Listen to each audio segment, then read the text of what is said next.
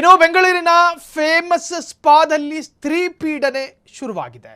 ಪ್ರತಿಷ್ಠಿತ ಹೋಟೆಲ್ನಲ್ಲಿ ಮಹಿಳೆಯ ಜೊತೆ ಅನುಚಿತ ವರ್ತನೆ ಕೇಸ್ ದಾಖಲಾಗಿದೆ. ಕೆನಡಾದ ಮಹಿಳೆಯ ಜೊತೆ ಸಿಬ್ಬಂದಿಯಿಂದ ಕಿರುಕುಳ. ಬೆಂಗಳೂರಿನಲ್ಲಿ ಸಾಕಷ್ಟು ಸ್ಪಾಗಳಿದ್ದಾವೆ. ಒಂದಷ್ಟು ಸ್ಪಾಗಳ ಹೆಸರಾಂತ ಸ್ಪಾ, ಅದೇ ತರಹದ ಸ್ಪಾನಲ್ಲಿ ಲೈಂಗಿಕ ಕಿರುಕುಳ. ಪ್ರತಿಷ್ಠಿತ ಹೋಟೆಲ್ನಲ್ಲಿ ಮಹಿಳೆಯ ಜೊತೆ ಅನುಚಿತ ವರ್ತನೆ ಕೇಸು ದಾಖಲಾಗಿದೆ. ಕೆನಡಾದ ಮಹಿಳೆಯ ಜೊತೆ ಸಿಬ್ಬಂದಿಯಿಂದ ಕಿರುಕುಳ.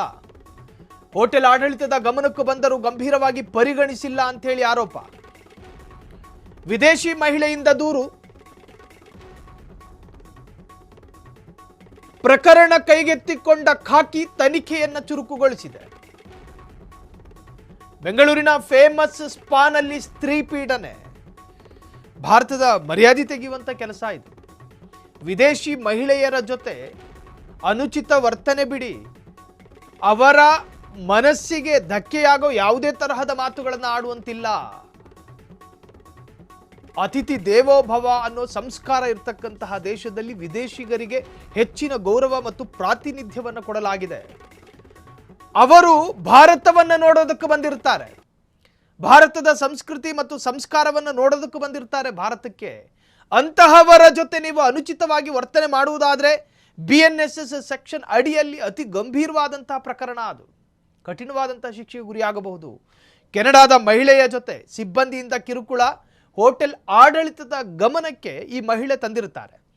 ಈಗ ಸಾಕಷ್ಟು ಸ್ಪಾಗಳು ಬೆಂಗಳೂರಿನಲ್ಲಿ ಕಾರ್ಯಾಚರಿಸ್ತಾ ಇದೆ.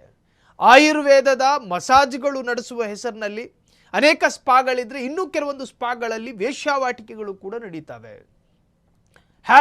ಹ್ಯಾಪಿ ಎಂಡಿಂಗ್ನಂತಹ ಕಾನೂನು ಬಾಹಿರವಾದ ಚಟುವಟಿಕೆಗಳು ಅನೇಕ ಸ್ಪಾಗಳಲ್ಲಿ ನಡೀತಿದೆ, ಅವ್ಯಾಹತವಾಗಿ ನಡೀತಿದೆ. ಹೋಟೆಲ್ ಆಡಳಿತದ ಗಮನಕ್ಕೆ ಈ ಮಹಿಳೆ ತಂದಿದ್ದಾರೆ. ನಿಮ್ಮ ಸ್ಟಾಫು ಸರ್ವಿಸಿಗೂ ಮೀರಿದ ಸರ್ವಿಸನ್ನು ಕೊಡ್ತವನೆ ಅಂದರೆ ಸೀಮೆ ಮೀರಿ ವರ್ತಿಸಿದ್ದಾನೆ ಅಂತ ಅರ್ಥ. ಅಸಭ್ಯವಾಗಿ ವರ್ತನೆ ನನಗೆ ಕಂಡು ಬಂದಿದೆ, ನನಗೆ ಆ ಅನುಭವ ಆಗಿದೆ, ಆ ಫೀಲ್ ಆಗಿದೆ.